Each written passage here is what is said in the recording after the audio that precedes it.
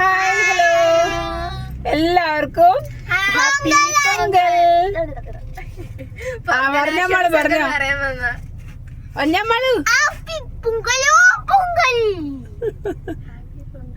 ഇവര് സ്കൂളിൽ അതൊക്കെ പറഞ്ഞപ്പോ ശീലായി. പൊങ്കലോ പൊങ്കൽ. ഇന്ന് പൊങ്കലാണ്. നമ്മൾ അതുകൊണ്ട് എവിടെ പോവാണ്? അമ്പലത്തിൽ പോവാ. എല്ലാരും പച്ചക്കിളികളാണ്. അത് പിന്നെ ഓടുകൊണ്ടാവട്ടാണ് എപ്പോഴും.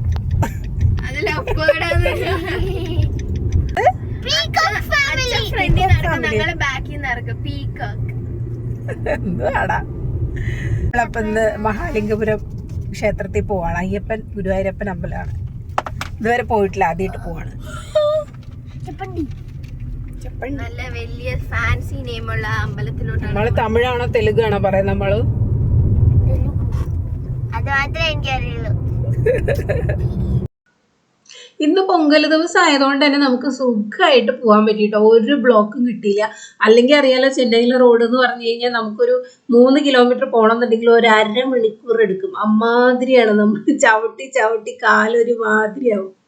വണ്ടി ഓടിക്കുന്നവർക്ക് അറിയാം. അതുകൊണ്ട് തന്നെ ഏട്ടനെ എങ്ങനെയെങ്കിലും നമ്മൾ പോകണമെന്ന് പറഞ്ഞിട്ടുണ്ടെങ്കിൽ തിരക്കില്ലാത്ത സമയം നോക്കിയിട്ട് ഇറങ്ങുള്ളൂ. അമ്മാതിരി മുടിഞ്ഞ ട്രാഫിക്. നമുക്ക് വണ്ടി ഓടിക്കാനേ ഇഷ്ടമുണ്ടാവില്ല. അതുകൊണ്ട് എപ്പോഴും നാട്ടിലേക്കൊക്കെ നമ്മൾ വരുമ്പോൾ അതുകൊണ്ടാണെങ്കിൽ പുലർച്ചെ ഇറങ്ങി പോകുന്നത് കേട്ടോ. അപ്പോൾ നമുക്ക് പകുതി ദൂരെയെങ്കിലും സുഖമായിട്ട് ഡ്രൈവ് ചെയ്യാൻ പറ്റും.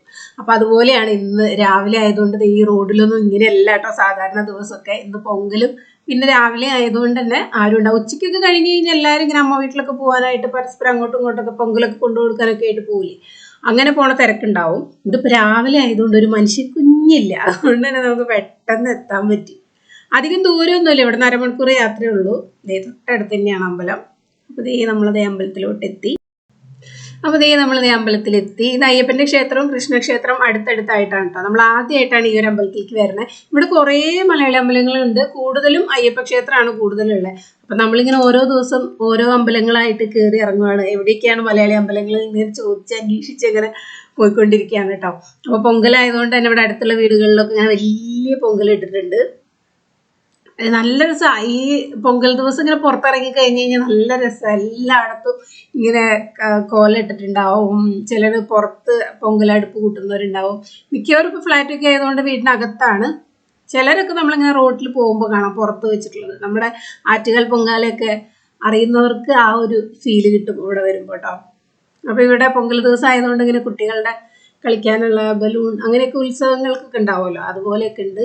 ഇതാണ് അമ്പലത്തിൻ്റെ ഉള്ളിലേക്ക് കടന്നപ്പോഴാണ് ശരിക്കും പുറത്താണ് 2 അമ്പലമായിട്ടുള്ളൂ. ഉള്ളിലേക്ക് നമുക്ക് 2 അമ്പലത്തിൻ്റെ ഉള്ളിലേക്കും ഉള്ളിൽ കൂടെ തന്നെ പോവാം. അപ്പം ഞാൻ അധികം നേരമൊന്നും വീഡിയോ എടുത്തില്ല. അമ്പലത്തിൻ്റെ ഉള്ളിലൊന്നും വീഡിയോ എടുക്കുന്നത് അങ്ങനെ ആർക്കും ഇഷ്ടപ്പെടാൻ ചാൻസ് ഇല്ല. അപ്പോൾ അതുകൊണ്ട് ഞാൻ വെറുതെ ഇങ്ങനെ ക്യാമറയും നോക്കി നിൽക്കണ്ടല്ലോ എന്ന് വെച്ചിട്ട് അധികം ഒന്നും ഷൂട്ട് ചെയ്തില്ല കേട്ടോ.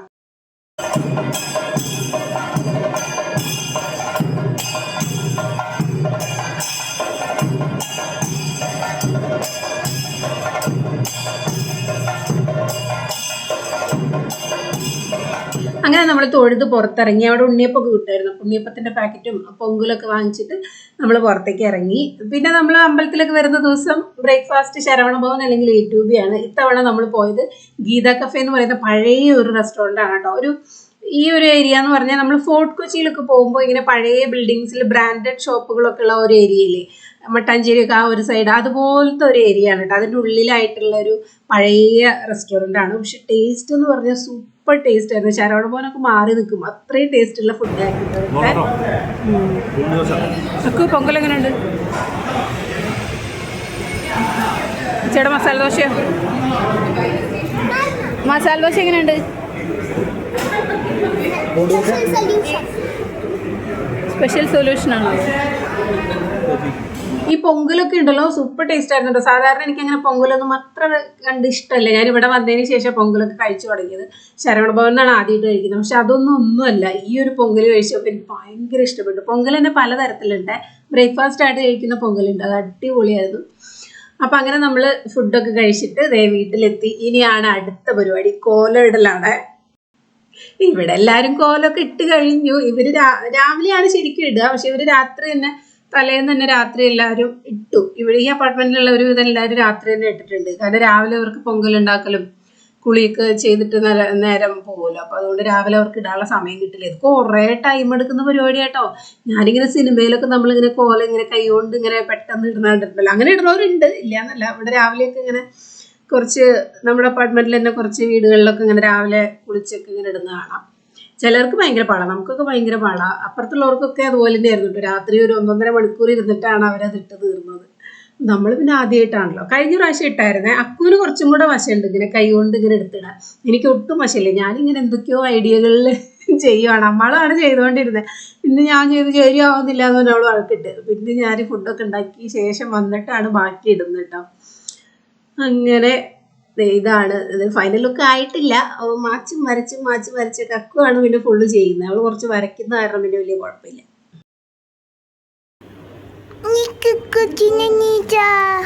ನಮ್ಮ ಅಪಾರ್ಟ್ಮೆಂಟ್ ಮಟ್ಟು ಇದು ಇಲ್ಲ.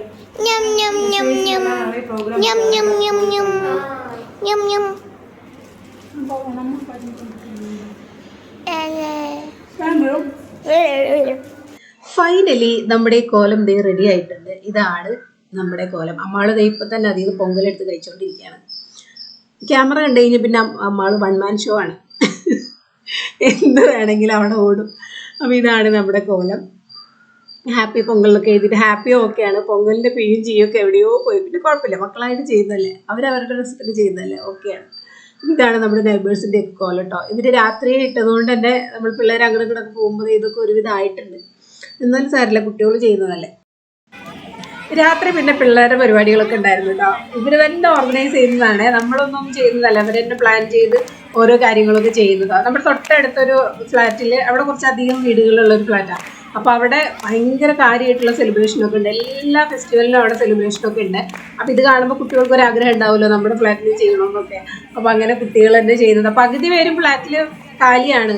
നമ്മൾ ഓണത്തിനൊക്കെ നാട്ടിൽ പോണ പോലെ പകുതി ആൾക്കാരും പോയേക്കാണ്. അപ്പോൾ ഉള്ള കുട്ടികളെ വെച്ചിട്ട് അവർ കുമ്മിയടി, അതുപോലെ മ്യൂസിക്കൽ ചെയർ, ഡാൻസ്, പാട്ട്, അങ്ങനെ അവരെ കൊണ്ട് എന്തൊക്കെ പറ്റും അതൊക്കെ അവർ ചെയ്യുന്നുണ്ട് കേട്ടോ.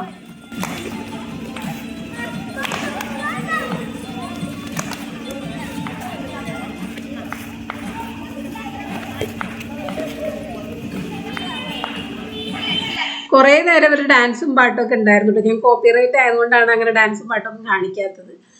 ഇവരെന്നെ കുറേ സമയം ഒരു 8 മണി 9 മണി വരെ വരുന്ന പരിപാടികളൊക്കെ ഉണ്ടായിരുന്നു. അത് കഴിഞ്ഞപ്പോൾ എല്ലാവർക്കും ക്ഷീണമായി. പിന്നെ അങ്ങനെ ഡാൻസും പാട്ടും കളിയൊക്കെ കഴിഞ്ഞപ്പോൾ വിശപ്പ് വന്നപ്പോൾ അച്ഛ അറിഞ്ഞ് പുറത്ത് പോയി കഴിക്കാമെന്ന്.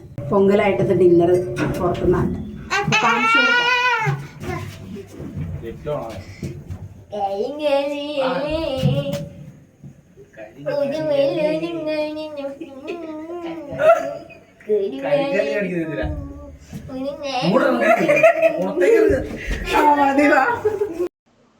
അങ്ങനെ നമ്മുടെ സ്ഥിരം റെസ്റ്റോറൻ്റ് ആയ പാം ഷോറിലേക്കാണ് വന്നേക്കുന്നത്. അവിടെ പൊങ്കലിൻ്റെ സൂപ്പർ ഡെക്കറേഷനൊക്കെ ചെയ്ത് വെച്ചിട്ടുണ്ട്.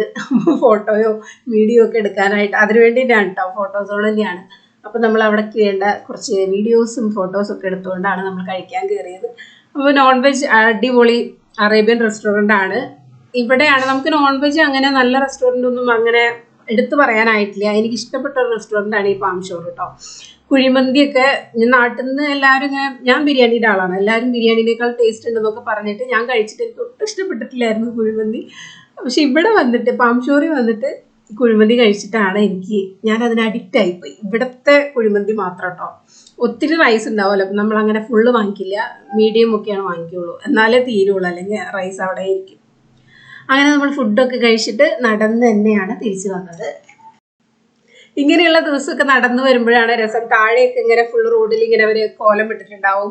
ഫ്ലാറ്റൊക്കെ ഇങ്ങനെ ലൈറ്റ്സ് ഡെക്കറേറ്റ് ചെയ്ത് ദിവാലി മൂടാണ്. നമ്മുടെ നാട്ടിലെ ഓണത്തിൻ്റെ ഒക്കെ ഒരു വൈബില്ലേ, ആ ഒരു വൈബാണ് ഈ സമയത്തൊക്കെ പുറത്തിറങ്ങിയാൽ കിട്ടുക കേട്ടോ.